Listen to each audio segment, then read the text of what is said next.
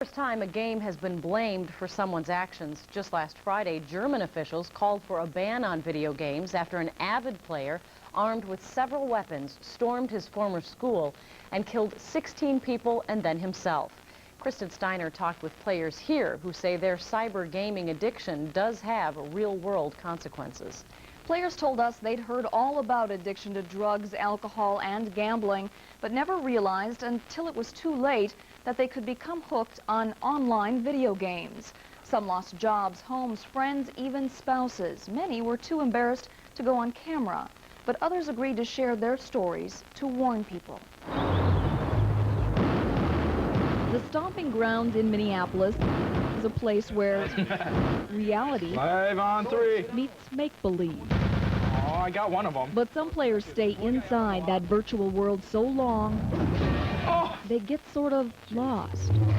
One night becomes 1 week, 1 month, and the next thing you know, you've wasted a good amount of your life on it. Gary Arndt lived in cyberspace for hundreds of hours before he realized he had become addicted to a game called EverQuest. That's me. Many gamers call it EverCrack because they say they need it, like a drug. You think it's going to be, oh, geeky, you know, pasty white fat guys with man boobs that are the kind that play, and that certainly is part of it, but it's a small part of it.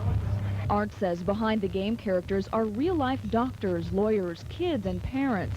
He spent so much time with them in cyberspace, they decided to meet in Las Vegas. A rather fitting place because Arndt compares a video game addiction to a gambling addiction. Just one more dollar, just one more hand. You gotta stay, you gotta play.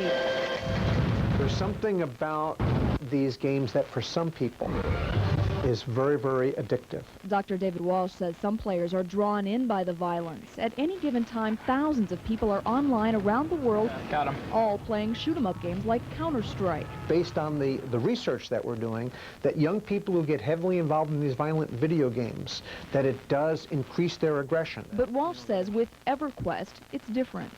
The players seem to be looking for friends. One man logged 18,000 hours doing just that.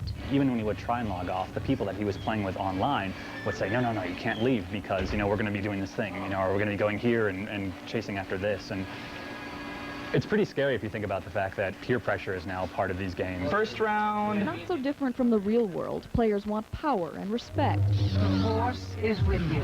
But in the virtual world, they can buy it. We found players selling characters and cyber goods on eBay for hundreds of real U.S. dollars. I personally don't understand it, but people are willing to spend real money for, you know, virtual goods. Geek Squad's Lee Rocchio doesn't want to admit it, but he says he too has been sucked into the EverQuest world. It's just another video game. That's all it is. But you have been addicted to this. I can quit anytime. Throughout the day, we've received email from viewers who had either seen or heard the promotion for this story. And we wanted to share just a couple of their stories because they help speak to how serious the problem can become. A 29-year-old mother of 2 says of her addiction, I got to the point where my kids said I never played with them. My housework was neglected and I'd even missed work to stay home and play. There were days on end that I didn't leave my house. A grandmother of a 13-year-old online game addict says it's far worse than the Dungeons & Dragons craze that was so popular a few years ago. It definitely isn't for someone with any psychological problems or addictive personality. There's a reason why they call it EverCrack.